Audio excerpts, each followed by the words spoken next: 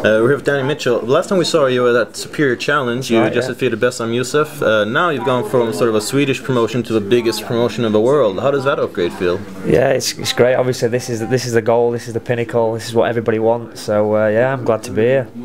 And you won your last fight by submission. Or well, do you feel like that fight? What do you take from that fight? The positives into this fight? The positives with that is just that I'm always ready to fight. I took that fight on short notice, and I felt really good in the fight, nice and relaxed. So yeah, I just feel like I'm ready. I'm just going to stay ready. So yeah, it's good.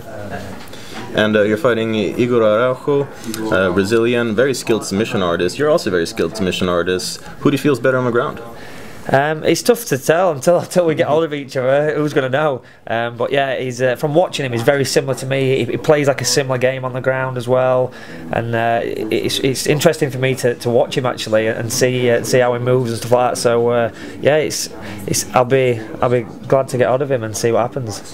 You've got a sort of a tendency for a bit more unusual and spectacular submissions. Do you feel like maybe you take more risks on the ground? Yeah, I'm a risk taker. Obviously, taking fights on short notice and things like that. Yeah. I like a bit of gambling now and again as well. So I think I'm definitely a risk taker, and at the end of the day, that's what people want to see. It's you can play the game safe, and that's all okay, but the fans want to see that. Fans want to see you jump for something crazy, and that's what I'm about. I was actually going to speak to you about that, because so far in 2014 we've only seen 8 submissions in the UFC, and some have said maybe it's got to do with the fact that they've changed the bonus scheme from submission of the night to performance of the night.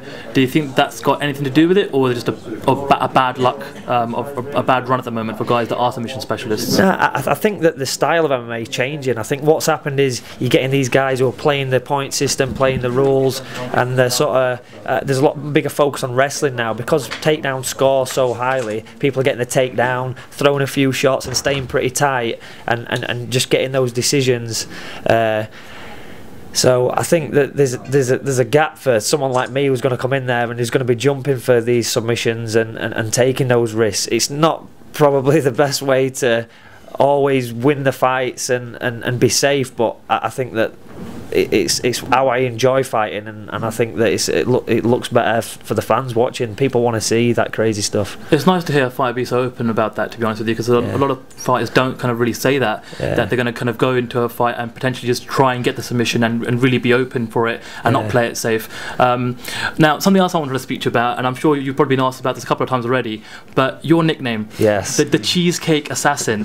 You've got to tell us the story behind that. What happened there? Yeah, it came from a while ago. One of my early pro fights, and I'd made weight, and my opponent, I think he'd missed weight by a few pounds, so he's jogging around in a sauna suit.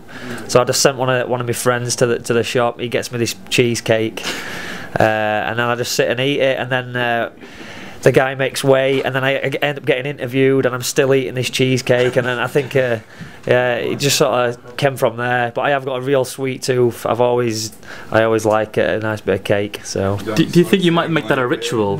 You know, after every weigh-in, you might just start eating a cheesecake. That is the ritual. That is the ritual anyway. Oh, it's wow, just, okay. Yeah, it's just something I do. But to be fair, I mean, after a weigh-in, you need like liquid carbs. You need that energy, and it is quite a good thing to get in, really. So, but yeah, it's not like something I just jumped on. I've always been a big cake eater. Fair enough.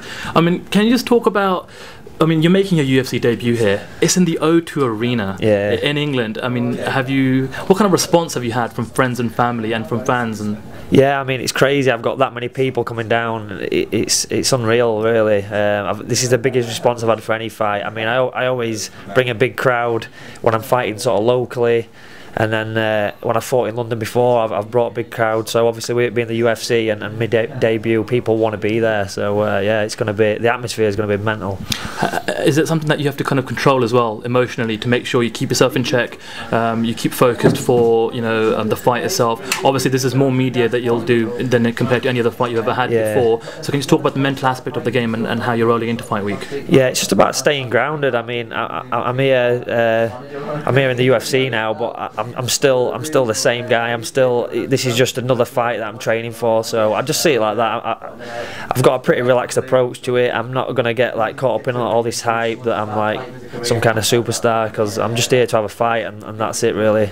And for the UFC fans that will be in attendance and watching at home, and who have never seen a Danny Mitchell performance or a Danny Mitchell fight before, what can they expect from you? Expect the unexpected, something crazy. Yeah, just not the normal kind of boring sort of grappling style. I'll jump for stuff and crazy strikes, whatever I can. So you're going to try and make a statement and maybe get one of those bonuses? Yeah, hopefully, yeah, that's what I'm looking for, bonus every time. How have you been preparing for Saturday? I've prepared, I went out to Thailand to Tiger Muay Thai, and I did 4 weeks over there training. I got a scholarship, I won a scholarship there actually last year, so I went out and made use of that. There's lots of good guys over there, Roger Huerta, Brian Ebersol, so I did a bit of preparation with them, and then I've come back and I've got my own team over here. I brought a lot of coaches in, different sparring, so yeah, it's been a good camp, and I've done everything I can now to prepare for the fight, so I've just got to do it. Do you think you're going to have any advantages then over him on Saturday?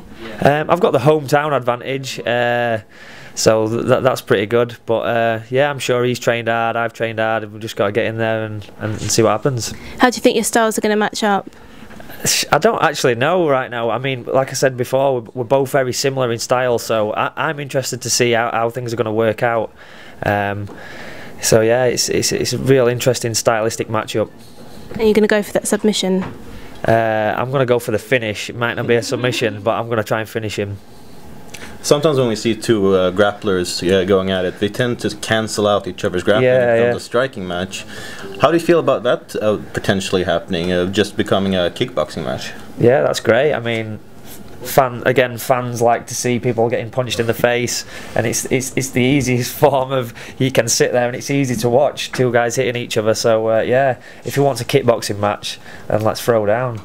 And how do you match up your striking skills against his? I believe he only has 1 win by TKO, whereas you have 3 or 4? Yeah, I think I've got 3 wins by TKO, and I've also boxed professionally as well, and fought in other stand-up styles. So yeah, I think I might have the edge striking, but this is MMA, and strikers get knocked out by grapplers. Who knows? Again, it's the unexpected is going to happen. So I'm just going to get in there and go with it. Other fighters have talked about having the Octagon jitters for their very first fight. Have you kind of read into that at all? Yeah, I know a few people have suffered that, and I don't know how I'm going to react to that. People who know me will tell you that up to fights I'm very relaxed. Just like I'm talking to you now, that's like kind of how I am in the cage before the fight. So it's going to be interesting to see if that does affect me, because it might do. Who knows? Well, let's hope it doesn't, and well, best of luck for your performance on Saturday night. Yeah, thank you. Thanks. Good sign. Yeah. Good to get a photo as well.